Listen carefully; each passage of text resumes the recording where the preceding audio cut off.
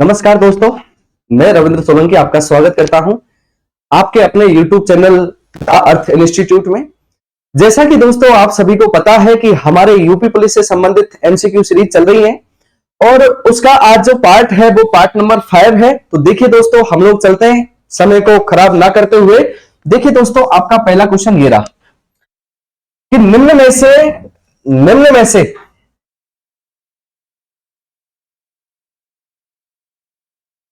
इधर देखिए, निम्न में से अरब सागर में गिरने वाली नदी कौन सी है? निम्न में से अरब सागर में गिरने वाली नदी कौन सी है? Option A Godavari, option B Tapti, option C Krishna और ऑप्शन डी महानदी। तो देखिए दोस्तों, आपका जो ऑप्शन रहेगा वो ऑप्शन रहेगा बी। यूपी पुलिस के जो पिछला जो पेपर आउट हो गया है दोस्तों, उसमें यहां से क्वेश्चन आया हुआ था और उसमें जो नदी पूछी गई थी वो आप लोगों की नर्मदा नदी पूछी गई थी कि निम्न में से कौन सी नदी अरब सागर में जाकर के गिरती है। तो वहां जो ऑप्शन था वो आप लोगों का नर्मदा था, लेकिन यहां जो हम क्वेश्चन लेके आए हैं आपको वो कौन सी लेके आए हैं? ताप्ती, कि निम्न में से अरब सागर में गिरने वाली नदी कौन सी है। तो देखिए दोस्तों, ये हमारा प्रायद्वीपीय पठार है और प्रायद्वीपीय पठार पर भ्रंशों के, देखिए प्रायद्वीपीय पठार पर भ्रंशों के आधार पर यहां तुम्हारी दो नदियां प्रवाहित होती हैं। एक नदी का नाम है दोस्तों नर्मदा, ये आप लोगों की नर्मदा नदी है, और नर्मदा के बाद में दूसरी जो नदी है वो है आप लोगों की ताप्ती। केवल प्रायद्वीपीय पठार से ये दो नदियां निकलती हैं जो प्रमुखतः अरब सागर में जाकर के गिरती हैं। बाकी जितनी भी नदियां हैं वो सभी बंगाल की खाड़ी में जाकर के गिरती हैं, क्योंकि पूरे प्रायद्वीपीय जो पठार का जो ढाल है वो आप लोगों का पश्चिम से पूरब की ओर है, इसलिए समस्त जो निकलने वाली नदियां हैं वो कहां जाकर के गिरती हैं? तुम्हारी बंगाल की खाड़ी में, क्योंकि इसका जो ढाल है वो आपका पश्चिम से पूरब की ओर है, इसलिए जितनी भी नदियां हैं वो कहां जाती हैं? तुम्हारे बंगाल की खाड़ी में। क्लियर? तो देखिए दोस्तों, आप लोगों की गोदावरी जो नदी है, देखिए दोस्तों आपकी जो गोदावरी जो नदी है वो कहां से निकलती है? तो ये तुम्हारे मध्य, देखिए इधर देखिए, जो तुम्हारी गोदावरी नदी है, गोदावरी नदी निकलती है आप लोगों के महाराष्ट्र के नासिक जिले से, और महाराष्ट्र का जो नासिक जिला है, महाराष्ट्र के नासिक जिले के त्रयंबकेश्वर नामक स्थान से। क्लियर? जहां प्रति 12 वर्षों में कुंभ के मेले का आयोजन होता है और यहां से निकलने के बाद में ये आप लोगों की बंगाल की खाड़ी में जाकर के विलीन हो जाती है। उसके बाद में ताप्ती जो नदी है तुम्हारी, ताप्ती नदी मध्य प्रदेश के बैतूल जिले के मुल्ताई नामक स्थान से निकलती है और ये जाकर के गिरती है तुम्हारे अरब सागर में। क्लियर? उसके बाद में जो कृष्णा नदी है ये कहां से निकलती है? महाराष्ट्र के महाबलेश्वर नामक स्थान से। और जो महानदी है, महानदी तुम्हारे छत्तीसगढ़ के सिहावा नामक स्थान से निकलती है। महानदी को ओडिशा का शोक कहा जाता है। तो आपका जो ऑप्शन रहेगा वो कौन सा रहेगा? तो आपका जो आंसर रहेगा वो कौन सी नदी आपकी? Tapti, option B. क्लियर? निम्न में से कौन सी अरब सागर में गिरने वाली नदी है? तो वो कौन सी आपकी? ताप्ती। चलिए दोस्तों, अगले क्वेश्चन की ओर। निम्नलिखित नदियों में से निम्नलिखित नदियों में से किसको दक्षिण की गंगा कहा जाता है? Option A Kaveri, option B Krishna, option C Godavari और ऑप्शन डी नर्मदा। तो आपका जो ऑप्शन रहेगा वो कौन सा रहेगा? ऑप्शन ए कावेरी नदी को दक्षिण की गंगा कहा जाता है। इतना ध्यान रख लेना, ये जो क्वेश्चन आया हुआ है ये तुम्हारे 2021 के, ये तुम्हारे बनपाल में आया हुआ है। बनपाल वन रक्षक में पूछा गया क्वेश्चन है कि दक्षिण की गंगा जो कहा जाता है वो कौन सी नदी को कहा जाता है? तो ये कहा जाता है तुम्हारे कावेरी नदी को। क्लियर? प्रायद्वीपीय पठार की जो सबसे बड़ी जो नदी है वो कौन सी है? तुम्हारी गोदावरी। प्रायद्वीपीय पठार की या फिर तुम्हारे भारत की जो दूसरी जो सबसे बड़ी जो नदी मानी जाती है वो कौन सी मानी जाती है? गोदावरी। तो दोस्तों ध्यान रखना, चलते हैं अगले क्वेश्चन की ओर। देखिए, भारत में खारे पानी की सबसे बड़ी झील, भारत में खारे पानी की सबसे बड़ी झील कौन सी है? Option A Chilka, option B Sambhar, option C आपका लोनार और ऑप्शन डी है आपका दोस्तों बुलर। तो देखिए दोस्तों, आपको मैं बता दूं कि ऑप्शन डी जो तुम्हारी बुलर झील है ये भारत की सबसे बड़ी प्राकृतिक मीठे पानी की झील है। ये आप लोगों की मीठे पानी की झील है, भारत की सबसे बड़ी। क्लियर? जो प्रमुख रूप से कौन से राज्य में स्थित है? ये जम्मू कश्मीर में। और कौन सी नदी पर स्थित है? तो ये दोस्तों आपकी झेलम नदी पर स्थित है। क्लियर? उसके बाद में अगर सांभर झील की बात करते हैं तो सांभर जो झील है ये कौन से जिले में है? राजस्थान के जयपुर जिले में, जयपुर जिले में। उसके बाद में यह राजस्थान की नहीं, यह भारत की सबसे बड़ी प्लाया झील है। कैसी झील है? प्लाया झील है। प्लाया झील का अर्थ होता है दोस्तों कि रेगिस्तान में यानी मरुस्थल में खारे पानी की झीलों को प्लाया झील के नाम से जाना जाता है। क्लियर? तो ये ध्यान रखना, जो आपकी सांबर झील है यह राजस्थान की सबसे बड़ी प्लाया झील है और भारत की भी सबसे बड़ी प्लाया झील कही जाती है। क्लियर? उसके बाद में अगर लोनार झील की बात करते हैं तो लोनार जो झील है वो कौन से स्टेट में है? आपके महाराष्ट्र में। और इस झील का जो कलर माना जाता है ये बिल्कुल अनार की तरह माना जाता है। लोनार झील एक क्रेटर झील का उदाहरण माना जाता है, यानी ज्वालामुखी वो तुम्हारे उल्का पिंडों के गिरने से इस झील का निर्माण हुआ है। और जो भारत की जो सबसे बड़ी जो खारे पानी की जो झील मानी जाती है वो कौन सी मानी जाती है? चिल्का। और जो चिल्का झील है यह कौन से स्टेट में है? तो यह आप लोगों के उड़ीसा में है। उड़ीसा में आपकी भारत की चिल्का झील स्थित है। और ये अगर तट की बात करें तो यहां आपका जो तट है ये उत्तरी सरकार तट है। और उत्तरी सरकार तट में ये जो झील आती है वो कौन सी झील आती है? तुम्हारी चिल्का झील। और चिल्का जो झील है यह भारत की सबसे बड़ी लेगुन झील है। अगर लेगुन झील की बात की जाती है तो तटीय प्रदेशों में, भारत के तटीय प्रदेशों में स्थित खारे पानी की झीलों को लेगुन झील कहा जाता है। देखिए दोस्तों, साथ के साथ में क्वेश्चनों के साथ में आप जैसे क्वेश्चन पढ़ते हैं तो आंसर दे दिया करो, जिससे क्या है कि कम से कम खुद का आकलन हो सके। क्लियर? बाद में हम क्वेश्चन को सही करवा रहे हैं तो कोई दिक्कत नहीं है, लेकिन अपने आकलन के लिए आप लोग आंसर दें। तो देखिए यहां ऑप्शन कौन सा रहेगा आपका? चिल्का झील। तो देखिए दोस्तों, चलते हैं अगले क्वेश्चन की ओर। उत्तरी पूर्वी मानसून से, उत्तरी पूर्वी मानसून से सबसे अधिक वर्षा जो प्राप्त करता है वो कौन सा राज्य करता है? देखिए उत्तरी पूर्वी मानसून से जो सबसे अधिक जो वर्षा प्राप्त करने वाला जो राज्य है, option A Assam, option B Kerala, option C Tamil Nadu और ऑप्शन डी आपका मेघालय। तो देखिए दोस्तों, आपका जो उत्तरी पूर्वी मानसून है या फिर इस मानसून को शीतकालीन मानसून के नाम से भी जाना जाता है। किस नाम से जाना जाता है? शीतकालीन मानसून। और शीतकालीन मानसून से सर्वाधिक जो वर्षा प्राप्त करने वाला जो राज्य माना जाता है वो कौन सा माना जाता है? तो देखिए दोस्तों, इधर देखिए, उत्तरी पूर्वी जो मानसून आता है वो भारत में किस तरीके से आता है? देखो दोस्तों, जो उत्तरी पूर्वी जो मानसून आता है वो भारत में किस तरीके से आता है? देखिए दोस्तों, उत्तरी पूर्वी मानसून यहां रूस के साइबेरिया, यहां आप लोगों का रूस है और रूस में एक स्थान है जिसका नाम है साइबेरिया। और रूस के साइबेरिया से यह मानसून आप लोगों का इस तरीके से चलता है और यहां तुम्हारा हिमालय है। हिमालय के अवरोध से इसका जो प्रभाव होता है वो भारत में थोड़ा सा कम होता है और यहां से ये तुम्हारा उत्तर पूर्व दिशा से इस तरीके से चलता है। क्लियर? और दक्षिण पश्चिम, और यहां तुम्हारी बंगाल की खाड़ी है और बंगाल की खाड़ी से घूम करके जब ये मानसून आता है तो थोड़ी सी बंगाल की खाड़ी से आर्द्रता ग्रहण करने के बाद में यहां तमिलनाडु के कोरोमंडल तट, यहां एक तट है जिसका नाम है कोरोमंडल, और कोरोमंडल तट पे जाकर के वर्षा करता है। तो उत्तरी पूर्वी मानसून से सबसे अधिक वर्षा प्राप्त करने वाला जो स्टेट माना जाता है वो कौन सा माना जाता है? तमिलनाडु। तो ऑप्शन कौन सा होगा दोस्तों? आपका सी। अगर केरल की बात करते हैं तो केरल को मानसून का प्रवेश द्वार कहा जाता है। केरल को भारत में मानसून का क्या बोलते हैं? प्रवेश द्वार। सबसे पहले जो भारत में दोस्तों जो मानसून प्रवेश करता है वो केरल राज्य में करता है। लगभग 1 से 5 जून को भारत में मानसून आ जाता है। क्लियर? और सबसे पहले जो आता है वो तुम्हारे इस वाले क्षेत्र यानी केरल के मालाबार तट पर आता है। और जो लौटते हुए मानसून से जो वर्षा होती है वो तुम्हारे तमिलनाडु और आंध्र प्रदेश के कुछ क्षेत्रों में वर्षा होती है, जैसे शीतकालीन वर्षा या उत्तरी पूर्वी मानसून से वर्षा भी प्राप्त करना कहते हैं। क्लियर? तो देखिए दोस्तों, अगर मेघालय की बात करें तो मेघालय में एक स्थान है और इस स्थान का नाम है मौसिनराम। क्या नाम है दोस्तों? मौसिनराम। और मौसिनराम विश्व का सर्वाधिक, देखिए भारत का ही नहीं, विश्व का सर्वाधिक वर्षा वाला स्थान माना जाता है। लगभग जो यहां वर्षा होती है, यहां जो वर्षा होती है वो लगभग 1140 सेंटीमीटर होती है, यानी लगभग 1200 सेंटीमीटर के करीब।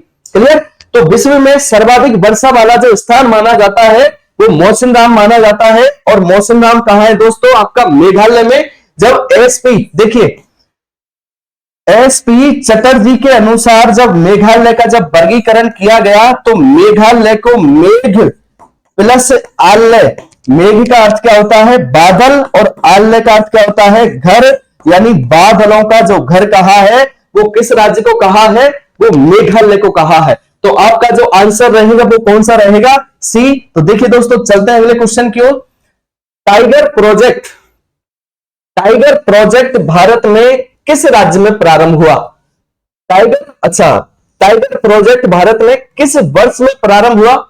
1976, 1973, 1975 और 1970। तो आपका जो ऑप्शन है वो कौन सा है, बी। टाइगर जो प्रोजेक्ट प्रारंभ हुआ ये आप लोगों का 1 अप्रैल 1973 को प्रारंभ हुआ। और कौन से, तो ये था तुम्हारा उत्तराखंड का जिम कार्बेट। ये आप लोगों का जिम कार्बेट जो आपका नेशनल पार्क है, तो वहां जिम कार्बेट नेशनल पार्क में तुम्हारे टाइगर प्रोजेक्ट की स्थापना की गई। और इसकी जो स्थापना की टाइगर प्रोजेक्ट का जो जनक माना जाता है वो किसको माना जाता है, कैलाश साखला को। किसको माना जाता है, कैलाश साखला। कैलाश साखला ही है जिन्हें भारत में टाइगर मैन ऑफ इंडिया के नाम से जाना जाता है, जिनके द्वारा भारत में टाइगर प्रोजेक्ट की स्थापना की गई। और स्थापना कब की गई, 1 अप्रैल 1973 को। क्लियर। और अगर पूछ लिया जाए कि भारत में सर्वाधिक या भारत में जो कुल टाइगर जो प्रोजेक्ट है उनकी जो संख्या है, या फिर भारत में कुल जो तुम्हारी बाघ परियोजना है, जो कुल बाघ अभ्यारण्य है, तो वर्तमान में कितने माने जाते हैं, 53। कुल भारत में 53 बाघ परियोजनाएं हैं। क्लियर। तो देखिए दोस्तों अगला क्वेश्चन देखते हैं। मध्य प्रदेश का पन्ना जिला किसके उत्पादन के लिए प्रसिद्ध माना जाता है? मध्य प्रदेश का पन्ना जिला किसके उत्पादन के लिए प्रसिद्ध माना जाता है? ऑप्शन ए कोयला, ऑप्शन बी हीरा, ऑप्शन सी सोना और ऑप्शन डी जिप्सम। तो देखिए आपका जो यहां जो क्वेश्चन जो आंसर है वो ऑप्शन कौन सा है, बी, हीरा के लिए प्रसिद्ध माना जाता है। अगर बात करते हैं कोयला, तो देखिए लगभग कोयले की कितने प्रकार होते हैं, 4। देखिए पहला है तुम्हारा एंथ्रेसाइट।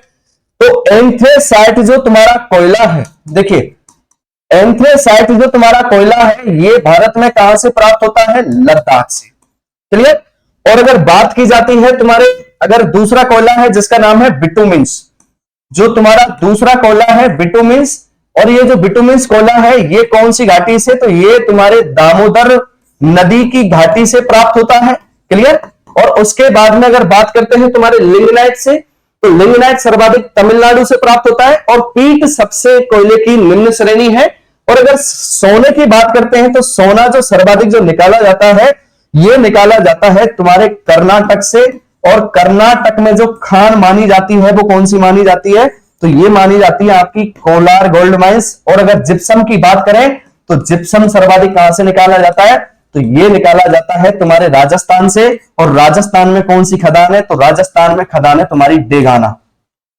डेगाना से सर्वाधिक जिप्सम का उत्पादन किया जाता है। राजस्थान जिप्सम के उत्पादन में देश में प्रथम स्थान रखता है। और सर्वाधिक जो सोना निकाला जाता है वो कौन से राज्य से, कर्नाटक से। और सर्वाधिक जो कोयला निकाला जाता है, कोयले की किस्मों के आधार पर स्टेट बटे हुए हैं। और जो हीरा निकाला जाता है वो सर्वाधिक कहां से निकाला जाता है, तुम्हारे मध्य प्रदेश से। तो मध्य प्रदेश का जो पन्ना जो जिला है ये उत्पादन के लिए जो प्रसिद्ध माना जाता है, तो वो किसके लिए, तो वो हीरे के लिए। Option B. चलते हैं दोस्तों अगले क्वेश्चन की ओर। भारत की सबसे बड़ी बहुउद्देशीय परियोजना कौन सी है? भारत की सबसे बड़ी बहुउद्देशीय परियोजना कौन सी है? ऑप्शन ए चंबल परियोजना, ऑप्शन बी माही परियोजना, ऑप्शन सी भाखड़ा नागल और ऑप्शन डी सरदार सरोवर परियोजना। तो देखिए दोस्तों आपका जो आंसर रहेगा वो कौन सा रहेगा, तो ऑप्शन रहेगा आप लोगों का भाखड़ा नागल परियोजना। यह है भारत की सबसे बड़ी बहुउद्देशीय परियोजना है। इस परियोजना को पंडित जवाहरलाल नेहरू के द्वारा भारत की सबसे बड़ी बहुउद्देशीय परियोजना बताया गया। और इस परियोजना के अंतर्गत सतलज नदी पर 2 बांध बनाए गए, एक तो तुम्हारा हिमाचल प्रदेश में भाखड़ा और दूसरा पंजाब में नागल। अगर भाखड़ा बांध की बात की जाती है तो भाखड़ा बांध तुम्हारा हिमाचल प्रदेश में है। और हिमाचल प्रदेश में जब इसको बनाया गया तो लगभग इसकी जो औसत ऊंचाई है वो 225 मीटर है, जिसको देख करके पंडित जवाहरलाल नेहरू के द्वारा पुनरुत्थित भारत का नवीन मंदिर या चमत्कारी विराट वस्तु की संज्ञा दी थी। तो सबसे बड़ा जो भारत का जो आप लोगों का इरिगेशन प्रोजेक्ट है वो कौन सा है? भाखड़ा नागल परियोजना। क्लियर। उसके बाद में अगर चंबल परियोजना की बात करते हैं तो यह परियोजना मध्य प्रदेश और राजस्थान इन दोनों राज्यों के मध्य में स्थित है। और अगर माही परियोजना की बात करते हैं तो माही परियोजना आप लोगों की राजस्थान और राजस्थान के साथ में गुजरात। क्लियर। उसके बाद में अगर भाखड़ा नागल परियोजना की बात करते हैं तो देखिए ये आप लोगों की हरियाणा, पंजाब और उसके बाद में राजस्थान, इन तीनों राज्यों की संयुक्त परियोजना है। और सरदार सरोवर जो परियोजना है यह कौन सी नदी पर है? तो यह आप लोगों की नर्मदा नदी पर है। और कौन से राज्य में है? तो यह गुजरात राज्य में है। तो आपका जो आंसर रहेगा वो कौन सा रहेगा? तो आंसर रहेगा आपका भाखड़ा नागल परियोजना भारत की सबसे बड़ी बहुउद्देशीय परियोजना है। क्लियर दोस्तों। तो चलते हैं अगले क्वेश्चन की ओर। मसालों का बागान कहा जाने वाला राज्य कौन सा है? तो देखिए option A Karnataka, option B Kerala, option C Maharashtra और ऑप्शन डी तमिलनाडु। तो ऑप्शन आपका जो आंसर रहेगा वो कौन सा रहेगा? केरल। केरल राज्य में भारत में सर्वाधिक मसाले उत्पादित होते हैं। क्लियर। इसलिए केरल को मसालों का बागान कहा जाता है। क्लियर। तो देखिए दोस्तों अगले क्वेश्चन की ओर। निम्न में से भेड़ की किस नस्ल को, बहुत महत्वपूर्ण क्वेश्चन है दोस्तों, यह आपका कई बार एग्जाम में आया भी हुआ है कि निम्न में से भेड़ की किस नस्ल को भारत की मेरिनो कहा जाता है? Nali, option B Pungal, option C Malpura और ऑप्शन डी चोकला। तो भारत की मेरिनो जो कहा जाता है वो किसको कहा जाता है? चोकला को। किसको कहते हैं? चोकला को। तो देखिए दोस्तों अगले क्वेश्चन की ओर कि पशुपालन की दृष्टि से भारत में सर्वोच्च जो राज्य माना जाता है, जो जिस राज्य का जो पहला स्थान माना जाता है वो कौन सा राज्य माना जाता है? Option A Rajasthan, option B Uttar Pradesh, option C Bihar और ऑप्शन डी है आपका हरियाणा।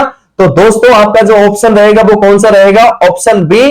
पशुपालन की दृष्टि से जो देश में अपना जो पहला स्थान रखने वाला जो राज्य है वो कौन सा है? आपका उत्तर प्रदेश। अगर राजस्थान की बात करते हैं तो राजस्थान हमारा उत्तर प्रदेश के बाद में दूसरे स्थान पर आता है। और अगर भारत की बात करते हैं तो भारत दूध के उत्पादन में विश्व में प्रथम स्थान पर है।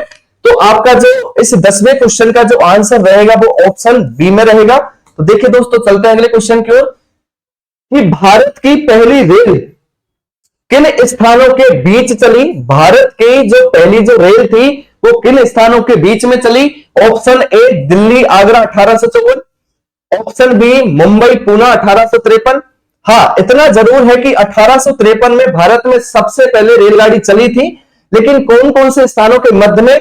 ऑप्शन सी मुंबई से थाने और ऑप्शन डी इनमें से कोई नहीं। तो आपका जो आंसर रहेगा वो कौन सा रहेगा? मुंबई से थाने के मध्य में 1853 में सबसे पहले रेलगाड़ी चली थी। क्लियर। तो दोस्तों चलते हैं अगले क्वेश्चन की ओर कि भारत की जलवायु से संबंधित निम्न में से कौन सा कथन सत्य है? भारत की जलवायु से संबंधित निम्न में से कौन सा कथन सत्य है? पहला, भारत शीत कटिबंध में स्थित है। ऑप्शन बी, भारत उष्ण कटिबंध में स्थित है। ऑप्शन सी, भारत उष्ण एवं उपोष्ण कटिबंध में स्थित है। और ऑप्शन डी, इनमें से कोई नहीं। तो आपका जो आंसर रहेगा वो कौन सा रहेगा कि भारत हमारा उष्ण एवं उपोष्ण कटिबंध के अंतर्गत आता है। अगर देखा जाता है तो देखिए दोस्तों, ये हमारा भारत है और भारत के मध्य से एक रेखा गुजरती है और उस रेखा को कहा जाता है कर्क रेखा। और कर्क के दक्षिण में स्थित जो जलवायु मानी जाती है, देखिए दोस्तों, कर्क के दक्षिण में स्थित जो जलवायु मानी जाती है वो कैसी मानी जाती है? उष्ण। और कर्क के उत्तर में जो मानी जाती है वो कौन सी मानी जाती है? उपोष्ण। इसलिए भारत की जो जलवायु मानी गई है वो उष्ण एवं उपोष्ण कटिबंधीय मानी गई है। किसके अनुसार? तो ये मानी गई है दोस्तों आप लोगों की अक्षांशों के अनुसार। किसके अनुसार? अक्षांशों के अनुसार। याद रखना, अक्षांशों के अनुसार हमारा जो भारत है वो उष्ण एवं उपोष्ण कटिबंध में स्थित है। तो ऑप्शन कौन सा है आपका? सी। क्लियर। उसके बाद में चलते हैं अगले क्वेश्चन की ओर कि भारत का सबसे बड़ा बंदरगाह कौन सा है। भारत का सबसे बड़ा बंदरगाह option A Visakhapatnam, option B आपका मुंबई, ऑप्शन सी कांडला और ऑप्शन डी पारादीप। तो देखिए दोस्तों आपका जो ऑप्शन रहेगा वो ऑप्शन रहेगा बी, मुंबई भारत का सबसे बड़ा बंदरगाह है। यह भारत का सबसे बड़ा बंदरगाह, क्लियर, सबसे बड़ा बंदरगाह है। और यहां तुम्हारा एक शिपयार्ड है और उसका नाम है मझगांव। मझगांव शिपयार्ड, जहां भारतीय नौसेना के, देखिए भारतीय नौसेना के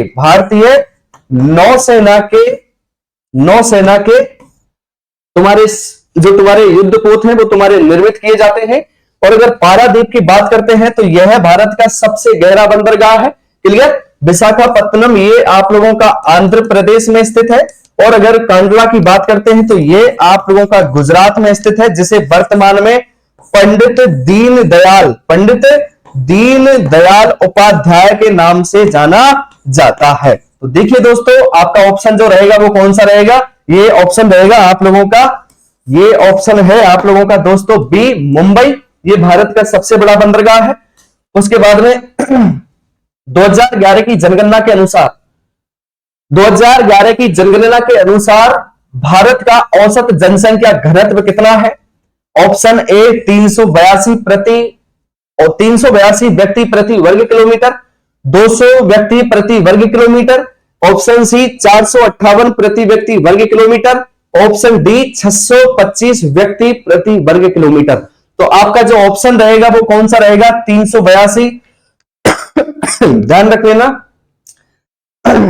2011 के अनुसार जो भारत का जो जनसंख्या घनत्व है वो 382 प्रति व्यक्ति वर्ग किलोमीटर है, क्लियर। तो देखिए दोस्तों अगला क्वेश्चन, स्वतंत्रता के पश्चात किस वर्ष में भारत में प्रथम जनगणना की गई थी। स्वतंत्रता के पश्चात यानी ज्यादातर स्वतंत्रता के पश्चात जितने भी कार्य हुए हैं वो या तो 1951 में हुए हैं या फिर 1952 में हुए हैं। तो आपके स्वतंत्रता के पश्चात जो आपकी प्रथम जनगणना हुई थी वो कब हुई थी, 1951 में।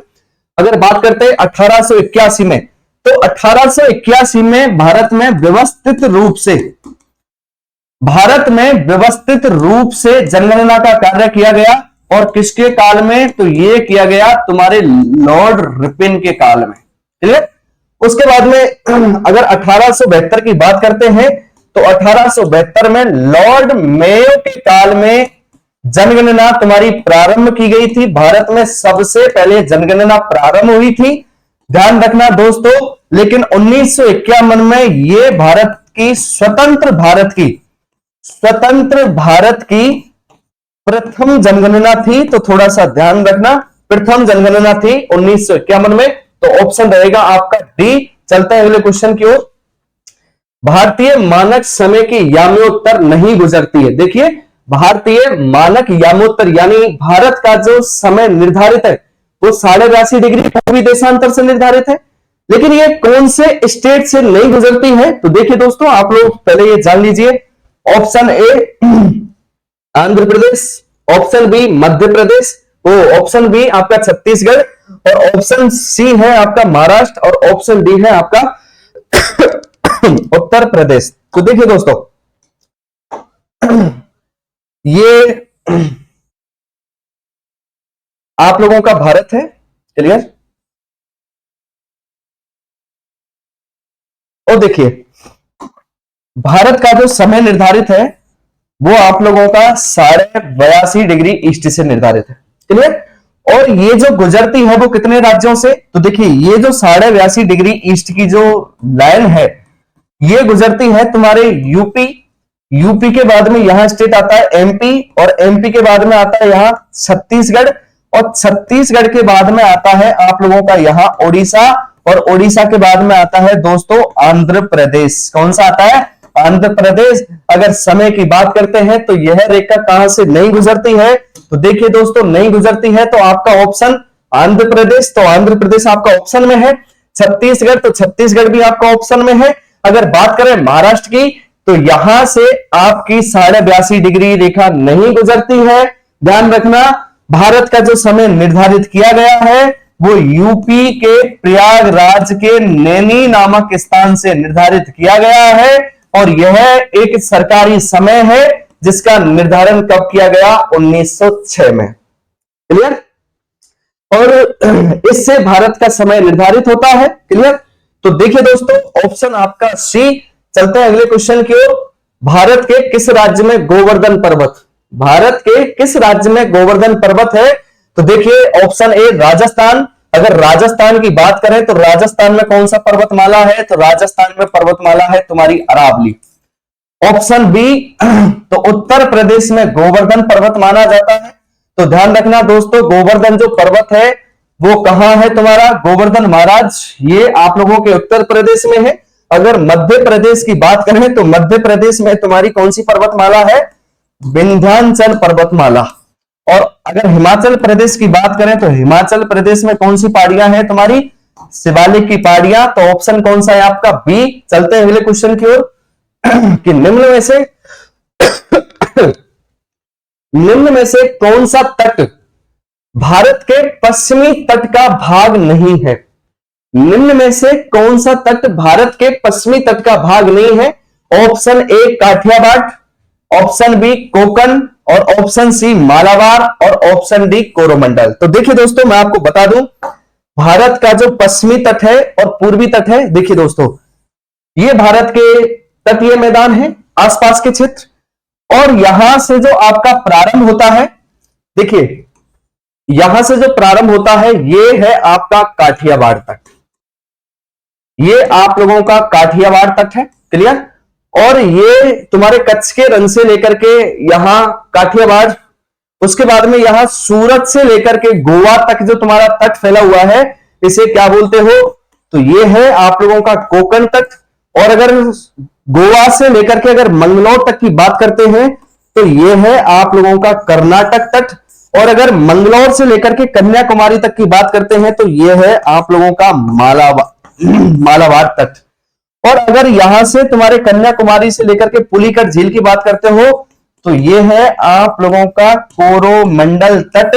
तो क्वेश्चन क्या बोल रहा है कि निम्न में से कौन सा तट भारत के पश्चिमी तट का भाग नहीं है? पहला काठियावाड़, दूसरा कोकण और तीसरा मालाबार और कोरोमंडल। तो कोरोमंडल जो तट है यह आपके पश्चिमी तट का भाग नहीं है। तो आंसर कौन सा है आपका? तो आंसर है दोस्तों आपका डी। कौन सा है? डी। क्योंकि ये जो तट है ये पूर्वी तट का भाग माना जाता है। और पूर्वी तट यानी यह आप लोगों का तमिलनाडु और तमिलनाडु के साथ में आंध्र प्रदेश, इन राज्यों में फैला हुआ है। क्लियर दोस्तों? चलते हैं अगले क्वेश्चन की ओर कि नेपाल हिमालय, देखिए दोस्तों नेपाल हिमालय किसके मध्य में स्थित है? ऑप्शन ए ब्यास एवं काली नदी, ऑप्शन बी तीस्ता एवं सांगपो नदी, ऑप्शन सी काली एवं तीस्ता नदी और ऑप्शन डी सतलज एवं तीस्ता नदी। तो देखिए दोस्तों इसको करके देख लेते हैं। आपका जो आंसर रहेगा ये आप लोगों का हिमालय। क्लियर? और हिमालय का वर्गीकरण 1931 में किया गया।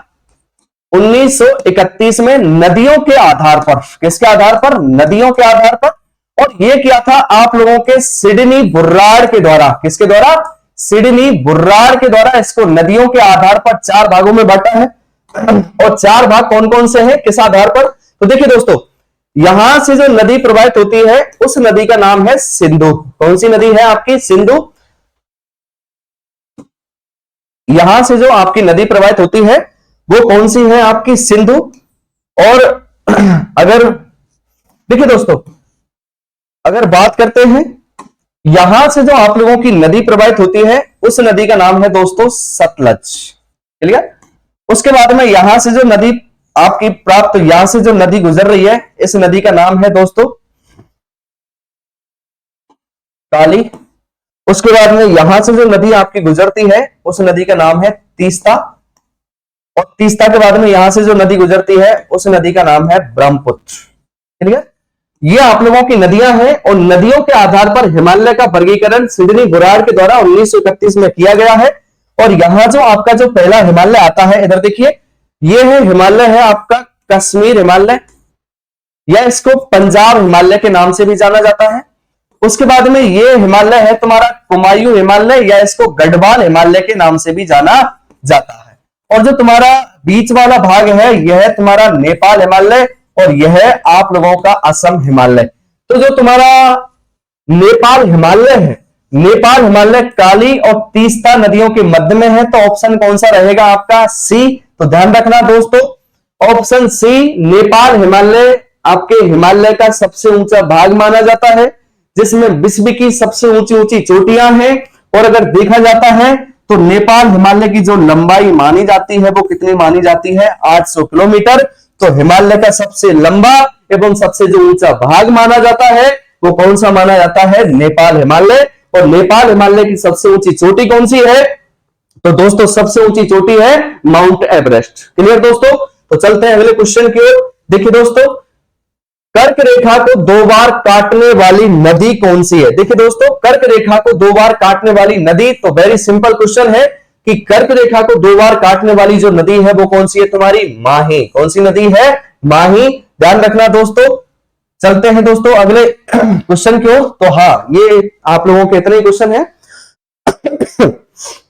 नमस्कार दोस्तों, मिलते हैं आप लोगों से अगली सीरीज में। तो जब तक आप लोग वीडियो का इंतजार करें और ज्यादा से ज्यादा हमारे चैनल को सब्सक्राइब करें, वीडियो को लाइक करें, शेयर करें। जय हिंद, जय भारत, नमस्कार।